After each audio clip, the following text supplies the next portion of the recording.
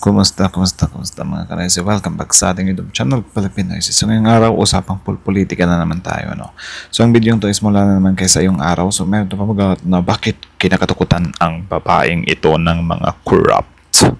So yun yung panonoorin natin ngayon. Bibigyan natin ng reaction na rin. Kayo na din bahalang humusga. So again, ang video to is mula kay sa yung araw. So bago natin simulan, supportahan nyo yan sa yung araw. Tapos syempre, kung trip nyo ng mga ganitong reaction video may kasama kayo manood, huwag nyo na rin kalimutang supportahan yung YouTube channel natin, Pilipinoisy. So mga kanoisy, hindi na natin ito patatagalin pa. Simulan na natin, baka agkawin pa ng China. Ganun pa bagat ng video ito, bakit kinakatakutan ang babaeng ito ng mga kurap. So nasa thumbnail dito is yung yung mga involved, sila Diskaya, yung mga senators. So ayun ko, wala si BP Sara dito So ayan na lang natin. So again, sa yung araw, Pilipinoisy, like, comment, share, subscribe, start. Ulit-ulit na sinabi ni Pangulo, walang sasantuhin dito. Kahit kamag-anak, kaibigan, kaalyado. There will be no secret house. Yari na. Ayan na ang babaeng kakatakutan ng mga bilyonaryong kontratista at politikong kurap. Grabe, nakita ng genius na mga mata at pag-iisip ng Pangulong Bongbong Marcos na siya talaga ang karapat-dapat na Halika, atin itong pag-usapan mga kaibigan. Wala ni isa sa kanila ang konektado sa anumang ahensya o kontratistang iniimbestigahan. Yari na. Ayan na ang babaeng kakatakutan ng mga bilyonaryong kontratista at politiko. May babaeng darating, tahimik, seryoso, walang halong drama. Pero ang lakad niya parang kampana sa gabi. At mapapalingon. Bakit? Dahil sa bawat hakbang niya, manginginig ang mga opisina ng mga bilyonaryong kontratista. Nagpupulong ang mga politiko, humihinto ang mga kickback. Grabe naman yan. Ang intense naman yan. Sino ba kasi yan sa yung araw? Sobrang intense na pagkakadeliver Sino siya? At bakit biglang nanginginig ang mundo ng mga anomalya? Akala nila kaya nilang paikutin ang sistema. Kaya nilang tapalan ng budget ang butas sa flood control project. Pero dumating na si Rosana Fajardo. Yun, Siya ICI. ang miyembro ng Independent Commission for Infrastructure. Pero hindi lang basta miyembro, siya ang taong sanay maghanap ng kahinaan sa mga financial system. Sanay siyang magkukay ng ebidensya. Sanay siyang sumilip sa bawat resibo, bawat disbursement, bawat... Parang pala siya, kumbaga sa audits, 'di ba? Isa sa mga kinakatakutan or kinakainisan ng mga empleyado is yung audits, 'di ba? Kasi yung audit kasi para nakikita talaga nila yung mga tinatago ng mga trabahante na pilit nilang ayaw maungkat, 'di ba? Tapos yun nga, madadagdagan yung trabaho nila. So parang dating dito, siya si Madam yung parang audit So sa audit naman kasi makikita naman talaga lahat. Though sabihin natin hindi lahat, mga 99% or 98%. 'Di ba? As long as may paper trail or meron silang mababacktrack. Kasi kung idinadaan nila sa kung ano pang mga life hacks, kasi may mga life hacks din ng mga kurakot 'Di ba? Yung iba minamoney laundered nila, 'di ba? So alam niyo yung ganyan. So tingnan natin itong si Ma'am Fajardo kung ano nga ba talaga yung magagawa niya dito sa sa issue ng flood control Sana maging matagumpay talaga sila Yun yung ipagdasal natin para makuha talaga natin yung pinaka-justice about sa flood control thing na to. approval na parang wala lang. Pero doon pala nagsisimula ang kanyang trabaho, ang pagsilip sa mga anomalya. Certified Public Accountant naman si Fajardo at Country Managing Partner ng SGB & Company, ang pinakamalaking professional services firm sa bansa. Grabe. Habang iniisip ng publiko na normal lang ang baha sa EDSA, may mga proyekto palang bilyon-bilyon ang pondo. Pero bakit ganoon pa rin? Baha pa rin, traffic pa rin, at may kontratista na paulit-ulit na nanalo sa bidding. Pero walang matinong resulta. Habang iniisip ng publiko na normal ang mga baha sa mga lansangan, mga proyekto na bilyon-bilyon ang pondo, pero bakit ganoon pa rin? At may mga kontratista na paulit-ulit na nanalo sa bidding, pero walang matinong resulta.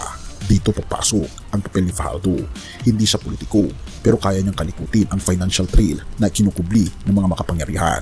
Hindi siya artista, pero bawat hakbang niya magiging trending sa mga boardroom meeting. Bakit? Yun. Kasi kaya niyang sabihin kung saan dumaan ang pera at kung kanino napunta. At ito ang revelasyon kung sino nga ba si Rosana Fajardo. Isa lang naman siyang Certified Public Accountant, higit 30 years. Oo, mga kaibigan. CPA ng 30 years. Sa pagkakaalam ko, yung CPA is the bulol. Siya yung pinakamalaking pinakamalaking ano sa mga accountant, ganyan. Parang next level, ganun. Diba? Or parang God mode, ganyan. Mahigit 30 taon sa auditing at risk management. Dating country managing partner ng SGV and Company, isa sa pinakamalaking professional services firm sa bansa. Oh, ganda At ng ito, resume. expert sa internal controls. Ang trabaho niya ay hanapin ang kahinaan ng mga system bago pa ito abusuhin. At pang-apat, public plus private sector experience. Kaya niyang makipag-usap sa gobyerno at negosyo nang hindi natitinag. She has over 3 decades of experience in auditing, Grabe. internal controls, and risk management. Her technical insight and financial acumen are critical in following the trail of public funds and determining where leakages and irregularities may have occurred. Kaya siya nakakatakot kasi wala siyang pakialam. Grabe no, grabe yung resume na yun. So sana maging matagumpay talaga yung ICI. Pero yun lang naman talaga yung gusto natin eh. Diba? Ang mapanagot talaga yung dapat panagutin. Kung sino ka, kung kamag-anak ka ba ng presidente, kung kaibigan mo ba ang mga nasa katungkulan. Wala siyang pakialam, lahat mabubuko. Kung may bayad ang project, mabubuko. At bakit kinatakutan siya? Kapag ikaw ay politiko na sanay sa SOP o mga politikong sanay sa mga ganitong kalakaran, hindi na sapat ang pag-ismal sa press con dahil ang kalaban may hawak na ledger, audit trail at forensic data. Kapag ikaw ay kontratista na sanay sa under-the-table deal, hindi ka makakatulog ng mahimbing dahil may taong magtatanong, bakit triple ang presyo ng semento dito? Bakit paulit-ulit ang change order? Bakit ang pondo para sa flood control project parang tubig din na nawawala? At hindi basta-basta si Fajardo sapagkat siya lang naman ay nakakumpleto ng Ernst & Young Kellogg Account Leadership Program sa Kellogg School of Management, Northwestern University. Reports showed that she completed the Ernst & Young Kellogg Account Leadership Program of Kellogg School of Management, Northwestern University 2012 and London Business School Accounting Leader Program in 2018. She also finished an EMBA program of Asian Institute of Management in 2001 as an SGV scholar. So parang ano siya yung Miriam Defensor Santiago sa larangan na iyan. 'Di ba? Sa CPA thing na yan. So parang siya yung mag-audit ganyan. Solid. Sana di tayo mabigo sa ma'am na to Ma'am Noong 2012, babae. Noong 2018, ang London Business School Account Leader Program, oo, sa London. Natapos na rin ang EMBA program niya sa Asian Institute of Management noong 2001 na siya ay isang SGV scholar, isang lasalista at graduate ng cum laude na talaga namang makikita ang bigatin ang tao ito. Kaya kung iniisip ng mga tiwaling opisyal na business as usual lang ito, nagkakamali sila dahil may Rosana Fajardo na ngayon. May taong handang i-follow ang pera hanggang sa dulo. At kapag natapos ang investigasyon, baka hindi lang baha ang mapatuyo, baka pati ang mga bulsa ng mga kurap matutuyo rin. Nako. Have mercy, O God. Pero teka, kung iniisip Yan yung dapat talaga. Tapos syempre after this kapag matapos na nila tong sa flood control, bisitahin nila yung sa health, 'di ba? Kasi marami ba for sure. Marami pang kinurakot talaga. 'Di ba? Marami pa yan par. Di ako naniniwalang sa flood control lang yan. Isipin nyo sa flood control, grabing massive of corruption na. What more na lang sa ibang mga ahensya, di ba? Like, man, di mo talaga mai-imagine kung gaano nakalaki yung nawala na pera ng taong bayan. nung tapos na ang laban sa sandaling maimbestigahan ng mga korap, nagkakamali ka. Dahil ang hustisya, hindi lang gawa ng tao, may hustisya na mas mataas kaysa anumang korte o komisyon. Pangalawang Tesalonica 1 verses 6-7. Sapagkat makatarungan sa Diyos, nagantihan ng kapigatihan ang mga nagpapahirap sa inyo. Ngunit kayo mga pinapahirapan, bibigyan niya ng kapahingahan kasama namin sa pagparito ng Panginoong Jesus mula sa langit na kasama ang kanyang mga makapangyarihang anghel. Kaya oo, may Rosana Fajardo na habol sa kanila sa lupa. Pero higit pa doon, meron ang ating Panginoong Jesus na darating para buwagin ang tunay na kaharian ng kasamaan. At doon, wala nang makakatakas. Ngunit nais natin magpasakop sa ating Panginoong Kristo. Kung Parang ano naman yan, bago naman pumasok talaga yung mga magnanakaw na yan sa gobyerno. Alam na nila yan na sinusugal na nila yung kaluluwa nila sa diba? Kay Taning, diba? Kay Satanas. Alam na nila yan. Hindi naman nila papasukin yung mga ganyan Actually, nakakatawa pa nga kasi sobrang religious ng mga yan nung tumatakbo eh. Diba? Tapos yun, nakakita lang ng pera, wala na. Nag-iiba na yung ugali, nagpapakain na sa sistema, nagpapasilaw sa pera. Sobrang grabe din kasi talaga ng tukso ng pera, no? So, yeah. Tuloy. Tayo man ay nagkamali. Bukas palad ang ating Panginoon Jesus na tanggapin tayo at patawarin tayo sa lahat ng ating mga pagkakamali. Kung tayo lamang ay hihingi ng kapatawaran at lalapit sa ating Panginoon Diyos para sa tunay na pagbabago. Purihin ang ating Panginoon Diyos at tayo manalangin. So, yan lang naman mga kanoisis. So, kayo na masasabi nyo dito, comment down below. Tapos yun, pag-usapan natin yan sa comment section. So, again, ang video ng days mula kayo sa yung araw. So, supportahan nyo rin yan. Original video link in the description box below. Tapos, syempre, bago nyo iwan yung YouTube channel at Filipinoise, don't forget to like, comment, share, subscribe.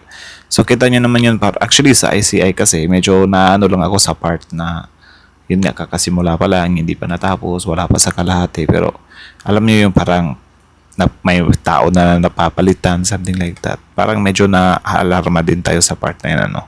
Pero sana, I mean, kung ang resulta naman yan, yung papalit-palit ng mga tao sa ICI na yan is para sa ikabubuti talaga. And then, yun, I think okay lang din naman yun. Diba? Sa atin lang talaga dito, wag nilang tanggalin yung tiwala ng taong bayan. Kasi, yung sa ICI, sobrang daming nakatingin sa kanila eh. Diba? Sobrang daming mata sa kanila. Like, kung tatansyahin mo siguro mga 60% or 70% or 80%. Diba? Ng tao. I mean, ng mga voters is nanonood sa pinagagawa ng ICI. So, ngayon, kita nyo naman kung gaano ka-solid yung mga resume ni Madam, yung mga resume ni Madam. So, kita nyo naman kung gaano ka-solid yun. Sana lang, mabigyan nila tayo ng, yung mga gusto talaga natin na mga resulta. Diba? Sana makamit natin yan. Kasi yan lang naman talaga yung, yung pinakagusto ng taong bayan. Diba? Justice, justice. So, yeah. Pero yun nga, based naman sa nakikita natin, parang talaga yung intellect niya, yung skills niya, di ba, is bagay talaga sa part na yan. Pero syempre, di magiging posible yan kung hindi talaga hinanapan ng paraan ng admin, di ba, na makarecruit ng mga ganyan. Sa atin lang talaga dito. I mean, ngayon, nababalitaan kasi natin na bumababa yung rating ng Pangulo ni President, Sana, kung if ever magtagumpay itong pinagagawa nila, may mapakulong sila ng mga senador, mga congressman, I think makaka-recover yung admin 'di ba? Makaka-recover si PBBM, 'di ba, sa ratings niya. It's just ngayon lang talaga naipit siya kasi yun nga medyo mailap yung mga naunang mga involved, 'di ba? Pero syempre, huwag tayong mawalan ng pag-asa. Para sa atin lang talaga dito, dasal tayo, ipagdasal natin na sana'y makamit, di ba? Or, bigyan ng katiwasayan yung utak ng ICI na maggampanan talaga nila yung mga trabaho nila. Kasi tayo lang din naman makikinabang yan eh. And then, matutuldukan yung mga corruptions or whatsoever. Though hindi siya 100%. Pero kahit pa paano, ayun gusto lang naman natin may maging accountable. 'Di ba? Kumbaga, pagbabayarin dapat. So anyways, that's it. So kayo ano masasabi niyo dito, comment down below. Tapos yun, pag-usapan natin yan sa comment section. So again, ang video nito is mula kayo sa yung araw. Supportahan niyo yan. Tapos syempre, kung trip niyo ng mga ganitong reaction video, Filipinoise, like, comment, share, subscribe. So that's it. Thank you so much for watching. Sa yung araw, Filipinoise, like, comment, share, subscribe.